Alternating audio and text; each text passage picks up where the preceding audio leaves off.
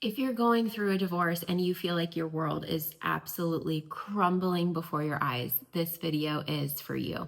Going through a divorce feels like your whole world is falling apart. Everything that you once knew is no longer. But the truth is, you can rebuild stronger than before and come into the human you were designed to be.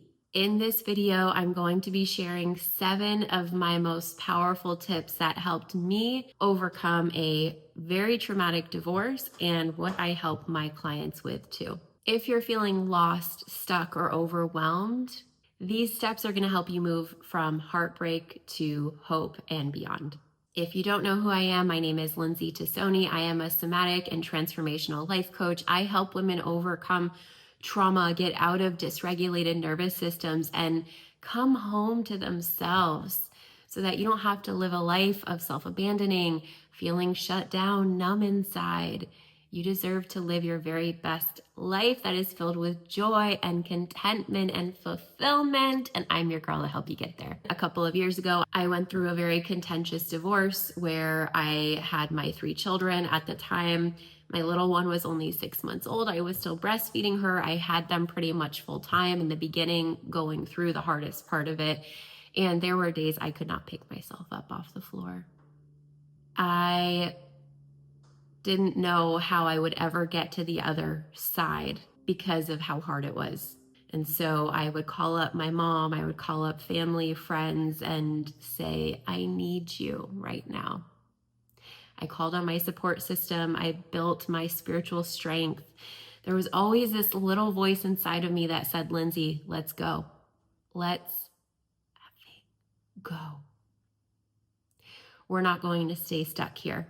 There's a person that doesn't wish us well at the time, and I am going to use this divorce to build me up. This divorce is not going to happen in vain. No, I don't want this divorce to be happening. There was a part of me that did and that needed it in my situation, but no one wants to go through divorce. It's a horrible, horrible, horrible feeling. It is so destructive. But through that destruction, a new you can be built. One that is alive, one that feels good on the inside, confident, is connected to what she wants, her desires, her boundaries, her needs, who doesn't walk through life being this mom and wife martyr, who puts herself to the side and just shows up for everybody else and ignores herself. So I'm going to share with you the 7 most powerful tools that I use to heal myself.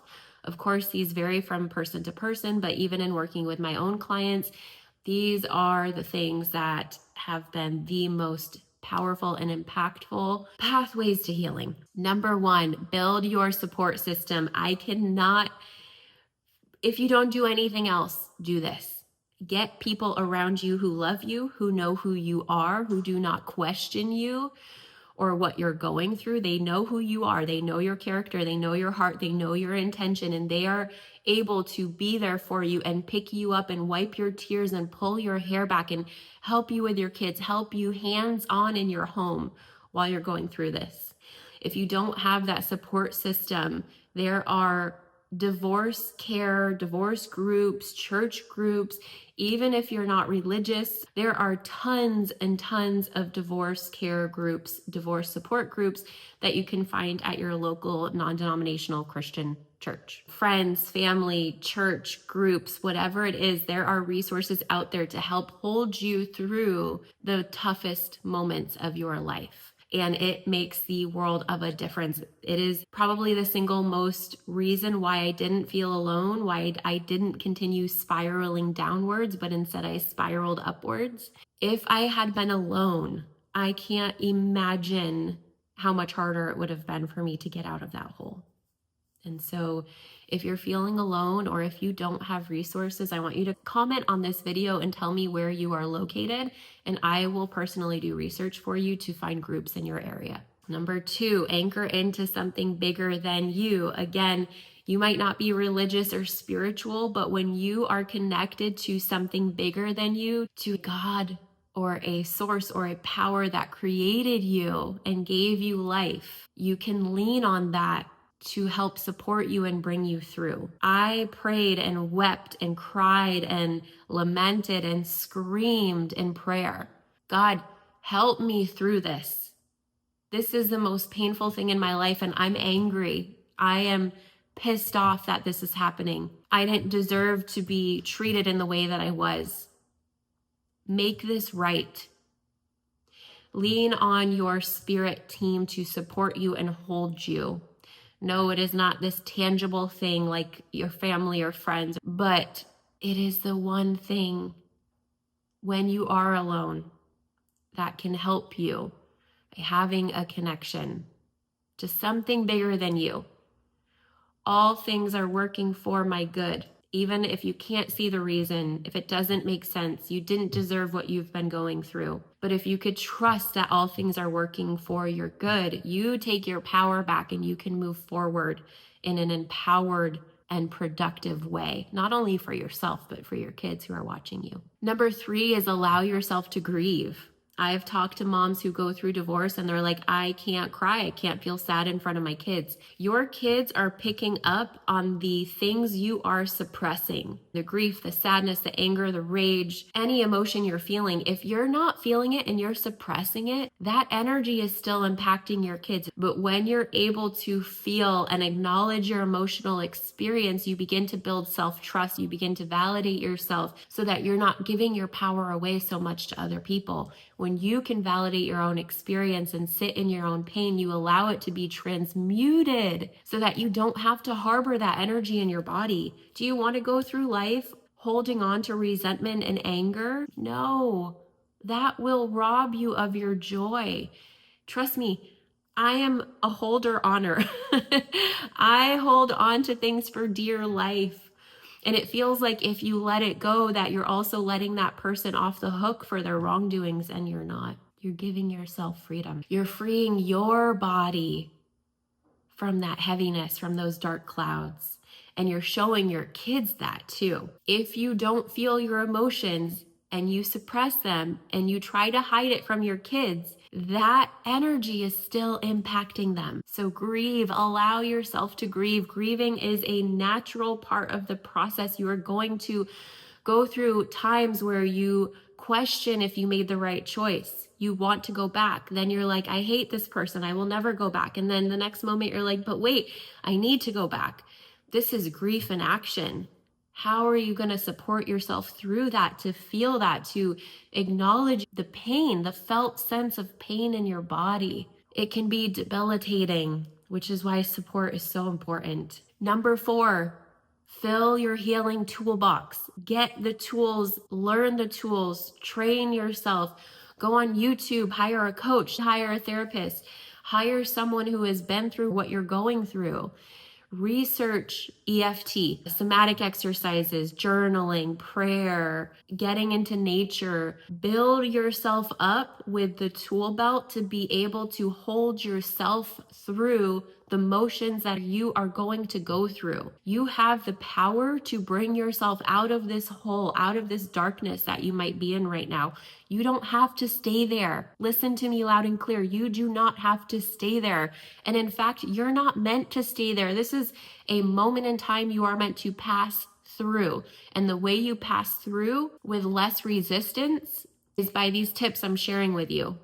And this one right now, building your tool belt. What else can you learn? Research.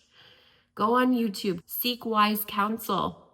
There are thousands and thousands of tools out there that you can help to support yourself through this. Next tip, reconnect with you. This might not be the highest priority when you're going through the trenches and just trying to get through day to day. But at some point, you're going to want to rediscover who you are. A lot of times as wives and mothers, we get lost. We lose our identity in those roles, especially being married. We allow our identities to be so consumed with our day-to-day roles of being moms and wives. So who are you outside of that marriage? What lights you up? What brings you joy? What things did you used to do that you don't do anymore? What new things could you take on? Reading fictional books, going out in nature, going line dancing, going to the library, taking a pottery class, taking a makeup class. I'm just spewing out random ideas, but the world is your oyster. You can literally go out there and create any experience you want for yourself. Yes, maybe your resources are limited right now, time and money, but there are free things you can do. Even playing around with the idea of who you are. Who am I? What do I want in this world? What kind of life do I want to lead? What do I want to feel on a day-to-day basis? Allow your mind to go to those places. We spend so much time and energy in our suffering. What if you spent just a little bit of that time and energy into visualizing what lights you up and what brings you joy? That is where your inner freedom is going to start coming in. You are a human being. You are a woman. You have needs and wants and desires and boundaries, and it is 1000% okay to tune into them and live a life that honors who you are. What lights you up? I keep wanting to say that. What lights you up? What brings you joy? Go and do that. Whatever it is, go do that. Number 6 is support your nervous system. This is so important. One of the best things I did for myself during divorce was neurofeedback. I was having a lot of panic and anxiety and just this overwhelming sense of doom. Neurofeedback was the first thing that I did when I was in the middle of divorce that helped me be able to function better from a day-to-day basis. There are free resources out there like somatic workouts, somatic exercises that you can YouTube for free. Go on Instagram, you can Instagram search, go to your local library. There are literally books about somatic work that can help you regulate and help your nervous system, support your nervous system through divorce. When you go through a traumatic divorce, you are living in fight, flight, or freeze pretty much 24/7, right? And so your nervous system is what's causing you to be in that state because of the external stimulus. So you might not be able to control what's going on externally. So what can you do? You work internally, and you do that by working on your nervous system, and somatic experiencing, somatic therapy is one of the best ways to do that. It helps signal to your nervous system that you're safe. Hopefully physically you are safe. It helps your body release stress and tension and trauma. And essentially, it will help you be able to have a clearer mind going forward. And these are tools you can take with you for the rest of your life. This is exactly what I do with my clients. If you're interested, of course, reach out to me. And number 7, take empowered action. Again, this goes back to the tip about reconnecting to yourself. This is the part where you begin to really take action moving forward. Don't take action from the fearful, traumatized version of you. And yes, this is hard. And yes, this takes time. This does not happen just by me sitting here saying this. This took me months. But who do you want to be? Who do you want to become? And what do you want the outcome of this situation to be? This is something you can journal out. Whether this is big choices or little choices, how are you going to show up every single day to move your life in that direction? You're either taking disempowered action or empowered action. Which are you going to choose? Even if it is the smallest little thing, you get to create a life that feels good, where you feel empowered. This is the work that I do with my clients. I show them where they've been self-abandoning. We work on those inner child core wounds of why we self-abandon in the first place, why we give our power away, and taking our power back so we're not giving it away to anybody. We're living life connected to who we are and moving through life in that way. You don't have to go through life feeling disempowered, powerless, helpless. That is a learned behavior from childhood. Those are neural pathways that you have been living your life in. But going forward, you don't have to take that with you. You don't have to. I am proof of that right here and right now. Yes, it is the hardest damn thing I've ever done in my life. But I would have been damned if I went through divorce and stayed in that place of disempowerment And that was the example I gave to my kids. A disempowered mom who got knocked down and stayed there? Abso-freaking-lutely not.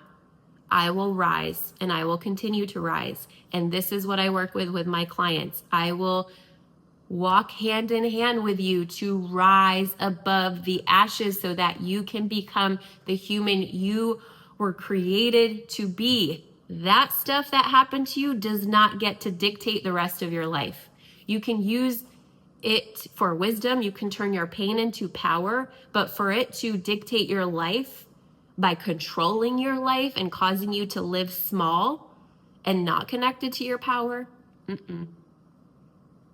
we're not doing that. And before I wrap up this video, I just want to say healing is not linear. Okay? It happens all over the place, up, down, all around. Every day is different. Every emotion you're feeling is normal. Wanting to go back, wanting to leave, loving him, hating him.